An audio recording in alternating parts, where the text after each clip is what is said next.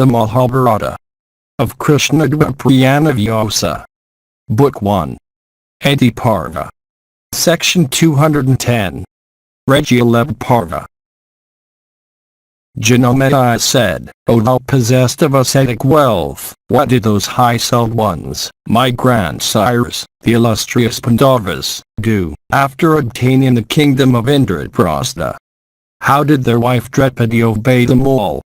How is it also that no dissensions arose amongst those illustrious rulers of men, all attached to one wife, namely, Krishna? O thou of the wealth of asceticism, I wish to hear everything in detail regarding the behavior towards one another of those rulers of men after the union with Krishna. VYASA said, those scorchers of foes, the Pandavas, having obtained their kingdom, at the command of Dhritarashtra, passed their days in joy and happiness at Kandavaprastha with Krishna and Yudhishthira. Endued with great energy and ever adhering to truth, having obtained the sovereignty, virtuously ruled the land, assisted by his brothers. And the sons have Pandu, endued with great wisdom and devoted to truth and virtue, having vanquished all their foes, continued to live there in great happiness. And those bulls among men, seated on royal seats of great value, used to discharge all the duties of government. And one day, while all those illustrious heroes were so seated, there came unto them the celestial Rishi Narada, in course of his wanderings. Beholding the Rishi, Yudhishthira offered him his own handsome seat. And after the celestial Rishi had been seated, the wise Yudhishthira duly offered him the air with his own hands. And the king also informed the Rishi of the state of his kingdom. The Rishi, accepting the worship, became well pleased, and eulogizing him with benedictions, commanded the king to take a seat. Commanded by the Rishi, the king took a seat. Then the king sent word unto Krishna, in the inner apartments, of the arrival of the illustrious one. Hearing of the Rishi's arrival, Draupadi, purifying herself properly, came with a respectful attitude to where Narada was with the Pandavas. The virtuous princess of Panchala, worshipping the celestial Rishi's feet, stood with joint hands before him, properly veiled. The illustrious Narada, pronouncing various benedictions on her, commanded the princess to retire. After Krishna had retired, the illustrious Rishi, addressing in private all the Pandavas with Yudhishthira at their head, said, the renowned princess of Panchala is the wedded wife of you all. Establish a rule amongst yourselves so that this union may not arise amongst you. There were, in former days, celebrated throughout the three worlds, two brothers named Snida and Upasna living together and incapable of being slain by anybody unless each slew the other. They ruled the same kingdom, lived in the same house, slept on the same bed, sat on the same seat, and ate from the same dish. And yet they killed each for the sake of Tilotama. Therefore, O Yudhishthira, preserve your friendship for one another and do that which may not produce disunion amongst you. On hearing this, Yudhishthira asked, O great Muni, whose sons were jealous called Snida and Upasna? Whence arose it dissension amongst them, and why did they slay each other? Whose daughter also was this Tilotama for whose love the maddened brothers killed each other? Was she an Apsara, water nymph, or the daughter of any celestial? O thou whose wealth is asceticism, we desire, O Brahmana, to hear in detail everything as it happened. Indeed, our curiosity hath become great. Section 211. VYASA said, hearing these words of Yudhishthira, Narada replied, O son of Pritha, listen with thy brothers to me as I recite this old story, O Yudhishthira, exactly as everything happened. In olden days, a mighty deity named Nipmada, endued with great energy and strength, was born in the race of the great Ajara, Hiranyakasipu. Unto this Nipmada were born two sons called Snida and Upasna.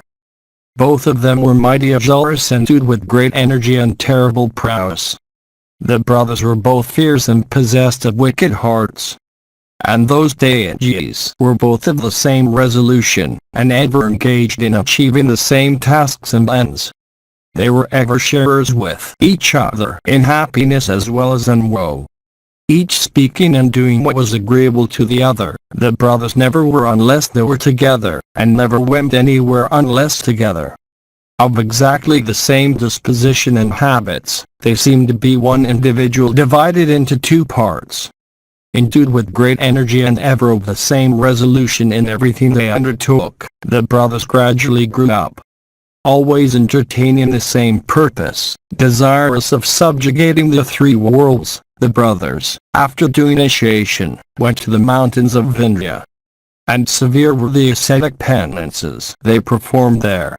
Exhausted with hunger and thirst, with metlocks on their heads and attired in barks of trees, they acquired sufficient ascetic merit at length. Smearing themselves with dirt from head to foot, living upon air alone, standing on their toes, they threw pieces of the flesh of their bodies into the fire. Their arms upraised, and eye fixed, long was the period for which they observed their vows. And during the course of their ascetic penances, a wonderful incident occurred there. For the mountains of India, heated for a long course of years by the power of their ascetic austerities, began to emit vapor from every part of their bodies. And beholding the severity of their austerities, the celestials became alarmed. The gods began to cause numerous obstructions to impede the progress of their asceticism. The celestials repeatedly tempted the brothers by means of every precious possession and the most beautiful girls. The brothers broke not their vows. Then the celestials once more manifested, before the illustrious brothers, their powers of illusion. For it seemed their sisters, mothers, wives, and other relatives, with disordered hair and ornaments and robes, were running towards them in terror, pursued and struck by a Rakshasa with a lance in hand. And it seemed that the women implored the help of the brothers, crying, "Oh, save us!" But all this went for nothing, for firmly wedded directo, the brothers did not still break their vows. And when it was found that all this produced not the slightest impression on any of the two, both the women and the Rakshasa vanished from sight.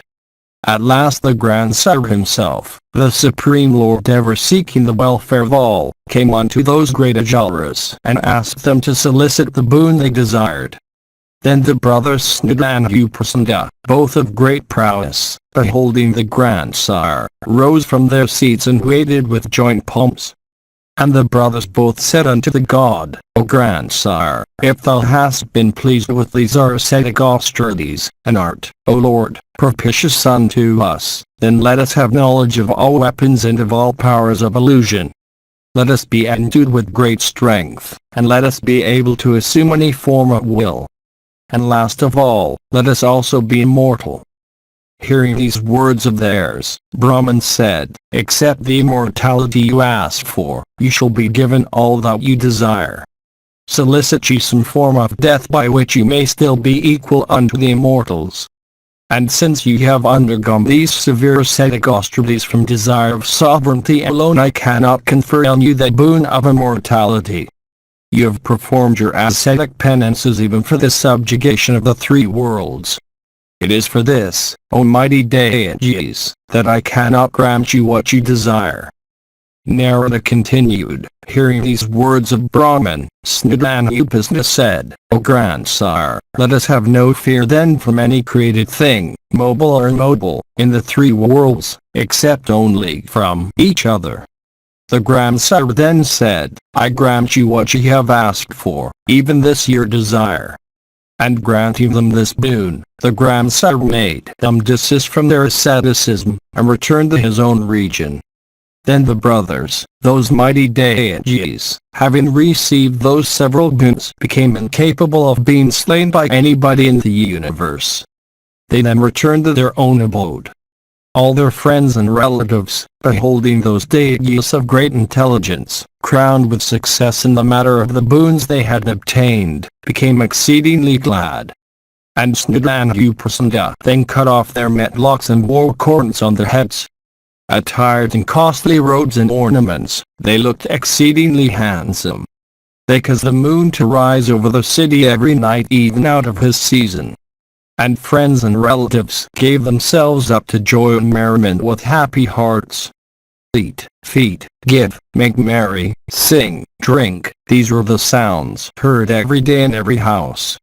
And here and there arose loud roars of hilarity mixed with clappings of hands which filled the whole city of the deities, who being capable of assuming any form of will, were engaged in every kind of amusement and sport and scarcely noticed the flight of time, even regarding a whole year as a single day. Section 212. Narada continued, as soon as those festivities came to an end, the brothers Snida and Uprasanda, desirous of the sovereignty of the three worlds, took counsel and commanded their forces to be arranged. Obtaining the assent of their friends and relatives, of the elders of the deity race and of their ministers of state, and performing the preliminary rites of departure, they set out in a night when the constellation Megha was in the ascendant.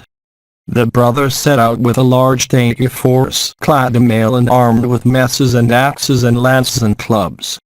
The deity heroes set out on their expedition with joyous hearts, the Karinis, bards, chanting auspicious panegyrics indicative of their future triumphs.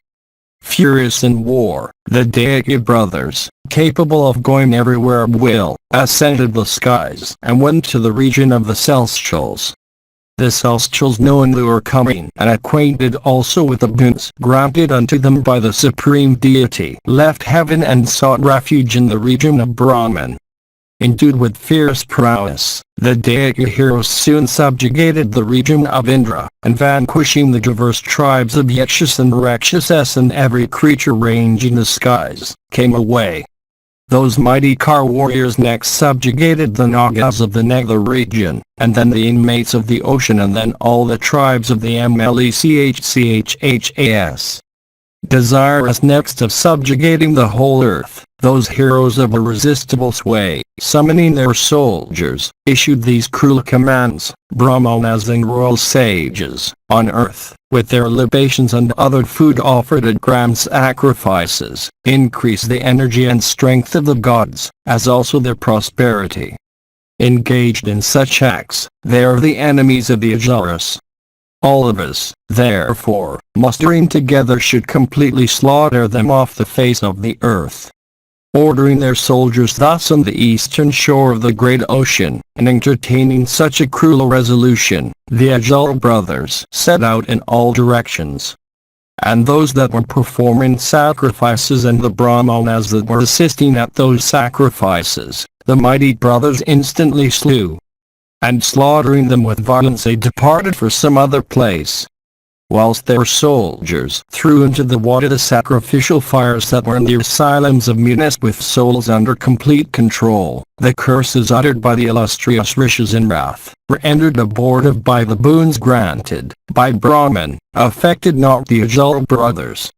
When the Brahmanas saw that their curses produced not the slightest effect like shafts shot at stones, they fled in all directions, forsaking their rites and vows. Even those rishis on earth that were crowned with ascetic success, and had their passions under complete control and were wholly engrossed in meditation of the deity, from fear of the Ajala brothers, fled like snakes at the approach of Vinata's son, Garuda the snake eater. The sacred asylums were all trodden down and broken. The sacrificial jars and vessels being broken, their sacred contents were scattered over the ground. The whole universe became empty, as if its creatures had all been stricken down during the season of general dissolution. And, O king, after the rishis had all disappeared and made themselves invisible, both the great Ajalas, resolved upon their destruction, began to assume various forms. Assuming the forms of maddened elephants with temples rent from excess of juice, the Ajala pair, searching out the rishis who had sheltered themselves in caves, sent them to the region of Yama. Sometimes becoming as lions and again as tigers and disappearing the next moment. By these and other methods the cruel couple, seeing the rishis, slew them instantly. Sacrifice and study ceased, and kings and brahmanas were exterminated. The earth became utterly destitute of sacrifices and festivals. And the terrified people uttered cries of "Oh and alas," and all buying and selling were stopped. All religious rites ceased, and the earth became destitute of sacred ceremonies and marriages. Agriculture was neglected and cattle were no longer tended. Towns and asylums became desolate and scattered over with bones and skeletons. The earth assumed a frightful aspect. All ceremonies in honor of the pious were suspended, and the sacred sound of Vashadam, the whole circle of auspicious rites, ceased. The earth became frightful to behold. The sun and the moon, the planets and stars, and constellations, and the other dwellers in the firmament, witnessing these acts of Snudana, grieved deeply. Subjugating all the points of heaven by means of such cruel acts, the Ajal brothers took up their abode in Kurukshetra, without a single rival. Section 213. Narada continued. Then the celestial rishis, the siddhas, and the high self rishis, possessing the attributes of tranquility and self-restraint, beholding that act of universal slaughter, were afflicted with great grief. With passions and senses and souls under complete control, they then went to the abode of the Grandsire, moved by compassion for the universe. Arrived there, they beheld the Grandsire seated with gods, siddhas, and brahmarshis around him. There were present the god of gods, namely, Mahadeva, and Agni, accompanied by Vata, and Soma and Jarya and Sakra, and rishis devoted to the contemplation of Brahma, and the Vaikonasis, the Velkalyas, the Vanaprasthas, the Markipas, the Alars, the Agvandas, and other ascetics of great energy. All those rishis were sitting with the Grandsire, when the celestial and other rishis approached Brahman with sorrowful hearts, represented unto him all the acts of Snudana. And they told the Grandsire in detail everything that the Ajal brothers had done, and how they had done it, and in what order. Then all the celestials and the great rishis pressed the matter before the Grandsire. The Grandsire, hearing everything they said, reflected for a moment and settled in his mind what he should do. Resolving to compass the destruction of the Ajal brothers, he summoned Vriswakarman, the celestial architect. Seeing Vriswakarman before him, the Grandsire, possessed of supreme ascetic merit, commanded him, saying, "Create thou a damsel capable of captivating all hearts." Bowing down unto the Grandsire and receiving his command with reverence, the great artificer of the universe created a celestial maiden with careful attention. Viswakrit first collected all handsome features upon the body of the damsel he created. Indeed, the celestial maiden that he created was almost a mass of gems. And created with great care by Viswakarman, the damsel, in beauty, became unrivaled among the women of the three worlds. There is not even a minute part of her body which by its wealth of beauty could not attract the gaze of beholders. And like unto the embodied Shri herself, that damsel of extraordinary beauty captivated the eyes and hearts of every creature. And because she had been created with portions of every gem taken in minute measures, the Grandsire bestowed upon her the name of Tilotama. And as soon as he started it into life, the damsel bowed to Brahman and with joint palms said, "Lord of every created thing, what task am I to accomplish and what have I been created for?" The Grandsire answered, "Go, O Tilotama, unto the Ajalas, Snudana. O amiable one, tempt them with thy captivating beauty. And, O damsel, conduct thyself there in such a way that the Ajal brothers may, in consequence of the wealth of thy beauty, quarrel with each other as soon as they cast their eyes upon thee." Narada continued, bowing unto the Grandsire and saying, "So be it." The damsel walked round the celestial conclave. The illustrious Brahman was then sitting with face turned eastwards, and Mahadeva with face also towards east, and all the celestials with faces northwards, and the rishis with faces towards all directions. While Tilotama walked round the conclave of the celestials, Indra and the illustrious Sthanu, Mahabharata, were the only ones that succeeded in preserving their tranquility of mind. But exceedingly desirous as Mahabharata was, of beholding Tilotama, when the damsel, in her progress round the celestial conclave, was at his side, another face like a full-blown lotus appeared on the southern side of his body. And when she was behind him, another face appeared on the west. And when the damsel was on the northern side of the great god, a fourth face appeared on the northern side of his body. Mahabharata, who was eager to behold the damsel, came also to have 1,000 eyes, each large and slightly reddish, before, behind and on his flanks. And it was thus that Sthanu the great god came to have 4 faces, and the slayer of Vala, 1,000 eyes. And as regards the mass of the celestials and the rishis, they turned their faces towards all directions as Tilotama walked round them. Except the divine grandsire himself, the glances of those illustrious personages, even of all of them, fell upon Tilotama's body. And when Tilotama set out, for the city of the Ajaras, with the wealth of her beauty, all regarded the task as already accomplished. After Tilotama had gone away, the great god who was the first cause of the universe, dismissed all the celestials and the rishis. Section 214. Narada continued. Meanwhile the Rajya brothers, having subjugated the earth, were without a rival. The fatigue of exertion gone, they, having brought the 3 worlds under equal sway, regarded themselves as persons that had nothing more to do. Having brought all the treasures of the gods, the Gandharvas, the Yakshas, the Nagas, the Rakshasis, and the kings of the earth, the brothers began to pass their days in great happiness. When they saw they had no rivals in the 3 worlds, they gave up all exertion and devoted the time to pleasure and merriment, like the celestials. They experienced great happiness by giving themselves up to every kind of enjoyment, such as women, and perfumes and floral wreaths and villains, and drinks and many other agreeable objects, all in profusion. In houses and woods and gardens, on hills and in forests, wherever they liked, they passed their time in pleasure and amusement, like the immortals. And it so happened that one day they went for purposes of pleasure to a well into the Vindhya range, perfectly level and stony, and overgrown with blossoming trees.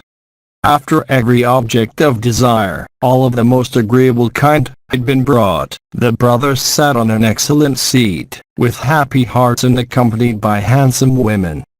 And those damsels, desirous of pleasing the brothers, commenced to dance in accompaniment to music, and sweetly chanted many a song in praise of the mighty pair.